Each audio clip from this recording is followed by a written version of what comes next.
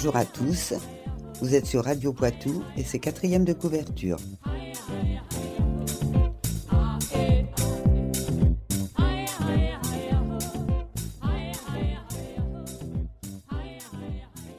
Jean-Pierre Louis, marquis de Fontanes. Le portrait de Fontanes a la vie riche et foisonnante, profondément humain, cohérent et intelligible. Il fait revivre une figure qui a servi le régime impérial sans y perdre son âme, lui dont le fond des convictions était resté d'un monarchisme tempéré. Quand ses contemporains étaient interrogés sur ce qui justifiait à leurs yeux la place de Fontanes dans l'histoire de la littérature et dans celle du pays, les avis divergeaient. Pour certains, il fut grand d'abord par son œuvre poétique. Le reste n'a fait que cacher ce qui fut le plus beau, le dernier témoignage de la pureté classique en poésie.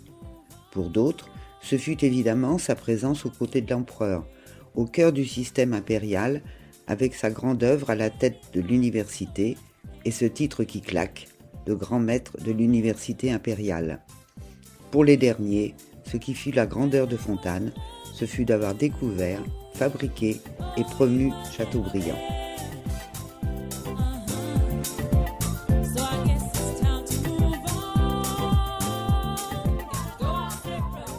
C'est donc un marquis, ou du moins son représentant, que je reçois aujourd'hui dans ma maison secrète. Bonjour Jean-Jacques Grotteau. Bonjour. Alors c'est pas un roman avec lequel vous êtes venu aujourd'hui, c'est une biographie que vous avez apportée, la biographie de Fontanes.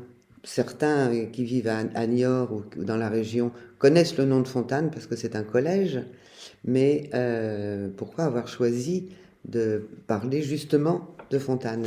Le collège est connu évidemment sous ce nom-là, mais quand on interroge les gens pour savoir qui était Fontanes, très peu peuvent répondre correctement sur ce qu'il a été. Alors Fontanes, donc c'est un enfant du pays. Sa famille, c'était... Alors sa famille, c'est une famille d'origine cévenole. Fontanes donc est né lui en 1757. Les Fontanes donc des Cévennes sont partis à Genève au moment de la révocation de l'édit de Nantes. Parce qu'ils étaient protestants. C'était une Parce famille qu'ils protestante. étaient protestants, effectivement. Et quand les choses se sont calmées sur le plan religieux au début du règne de Louis XV, les Fontanes sont revenus en France et son père est arrivé à Saint-Gaudens, dans les Hauts-de-Garonne. Et là, il y a eu un incident assez grave avec son beau-frère, puisqu'il l'a trucidé dans la rue. Fort heureusement pour lui, puisque c'était un personnage qui était assez coté dans son métier, Fontanes a pu finalement il n'a pas été condamné, mais il a fallu qu'il quitte Saint-Gaudens, ils sont venus à Niort. Voilà, donc à Niort, c'est là que Louis de Fontanes, donc le personnage qui nous intéresse, est né. Ses premières années ont été assez difficiles, puisque ses études, son début en tout cas d'études, s'est passé à la Foix-Mongeau, un petit village que les Deux-Sévriens connaissent dans le sud, tout près de Beauvoir-sur-Niort. Et là, il a été élevé par un prêtre janséniste. Il a eu une éducation très dure pendant 5 ans, puisque le jansénisme dont ce prêtre se référait, ne lui a véritablement pas fait de cadeau, donc jusqu'à 10 ans environ. Alors ensuite, donc, il a continué ses études au Collège des Oratoriens, et puis sa famille a disparu alors qu'il avait 15 ans environ. Son père est mort, le premier, ensuite son frère, ensuite sa mère, et donc Fontanes s'est retrouvé à 18 ans sans famille sur Niort, et là il est parti sur Paris. Où très vite, donc, il était déjà poète évidemment en étant sur Niort, mais il a entamé une carrière de poète, assez belle carrière d'ailleurs, qui l'a mené notamment fréquentant les salons littéraires à l'époque, notamment celui de Fanny de Beauharnais, qui était la tante de Joséphine de Beauharnais, où là, Fontanes, véritablement, est apparu comme un poète de la nouvelle génération, en quelque sorte, sans doute le dernier classique, puisqu'il était dans la lignée de Racine. Avant l'arrivée des romantiques, Fontane a une œuvre finalement assez conséquente, qui malheureusement n'est pas aujourd'hui disponible sur le marché. Et alors il va rencontrer un autre poète cette rencontre va changer sa vie. Oui, alors il va rencontrer effectivement Chateaubriand. Il va rencontrer Chateaubriand plus tard dans sa vie, au moment du coup d'État de Fructidor, qui le directoire à l'époque donc a voulu exiler non seulement les députés qui s'opposaient à lui, mais également tous les journalistes d'opposition, dont Fontane. Fontane a réussi à s'échapper et il est parti à Londres. Et là, à Londres, effectivement, il va faire la rencontre de sa vie avec Chateaubriand. Chateaubriand n'avait encore rien publié, il n'était pas connu, et Fontane l'a aidé à écrire ses premières œuvres. La preuve en est dans ce qu'a écrit lui-même Chateaubriand dans ses mémoires d'outre-tombe. Donc il a écrire donc Atala, les Natchez, et ensuite, quand la situation s'est un petit peu calmée, Fontane est revenu en France, Chateaubriand est également revenu en France, et Fontane l'a aidé à trouver son premier éditeur à Paris. Donc Fontane, à ce moment-là, est devenu quelqu'un d'important dans la vie de Chateaubriand, et Chateaubriand lui a toujours été très reconnaissant, non seulement de l'aide qu'il lui a apportée pour écrire ses premières œuvres, mais également dans les contacts que Chateaubriand n'avait pas, que Fontane avait déjà, pour lui trouver un éditeur. Alors Napoléon entre en scène aussi à cette période-là.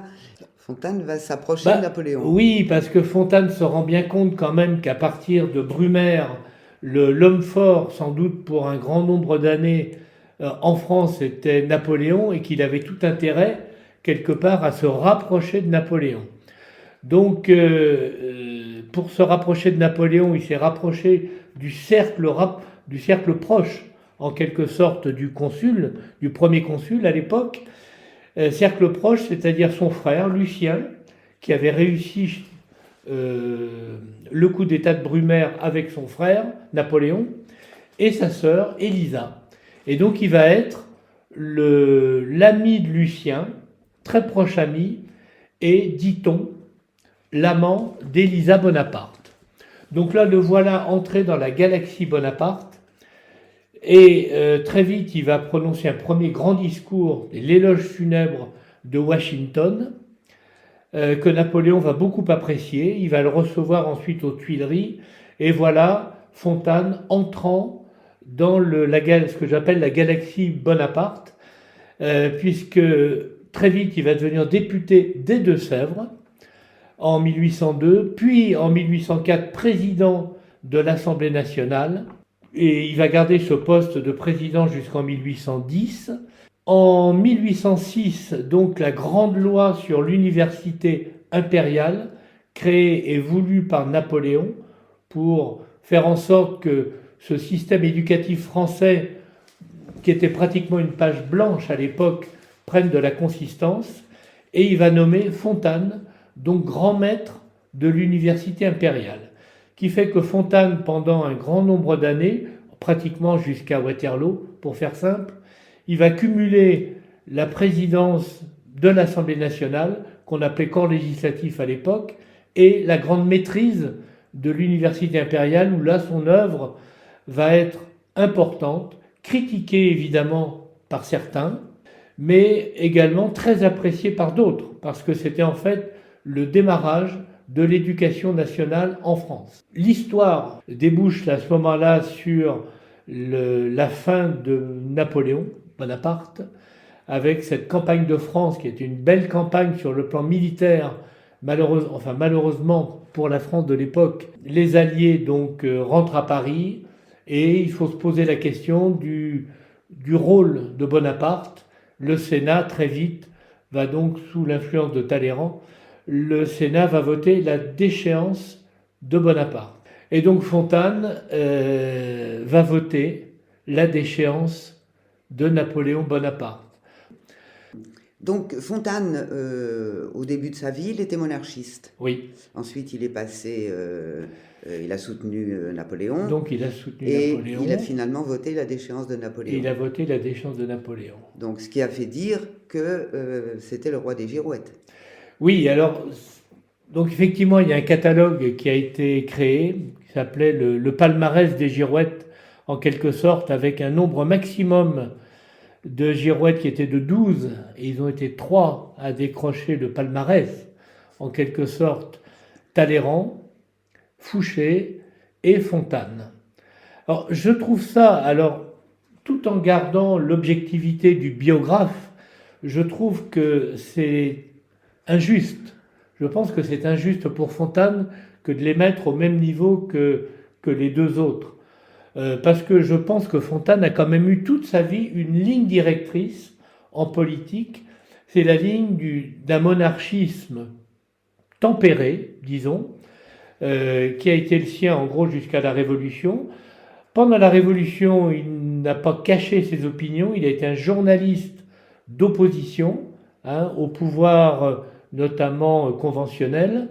Ensuite, au moment de Fructidor, il a failli être exilé, donc il est parti à Londres, donc là non plus, il ne s'est pas caché, et finalement il a voté la déchéance de l'empereur au moment où véritablement il s'est rendu compte que Napoléon était fini, qu'il avait finalement trop présumé de ses forces et des forces du pays, notamment des forces militaires du pays, et que la période Napoléon, aussi grande qu'elle ait été à ses yeux, et il n'a jamais, disons, désavoué ce qu'il avait fait pendant toute cette période-là, mais considérait que c'était terminé, qu'il fallait passer à autre chose.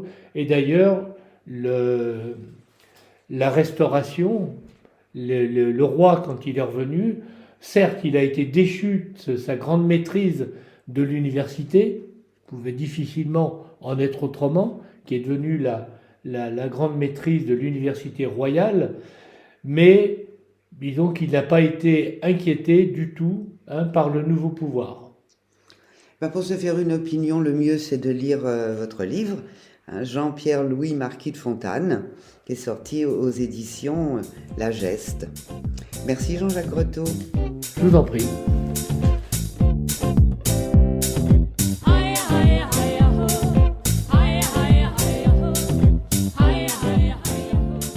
C'était 4e de couverture, Dany Ledu. Je recevais Jean-Jacques Greteau pour sa biographie de Jean-Pierre Louis Marquis de Fontane, parue aux éditions La Geste. À écouter et réécouter sur radiopoitou.com.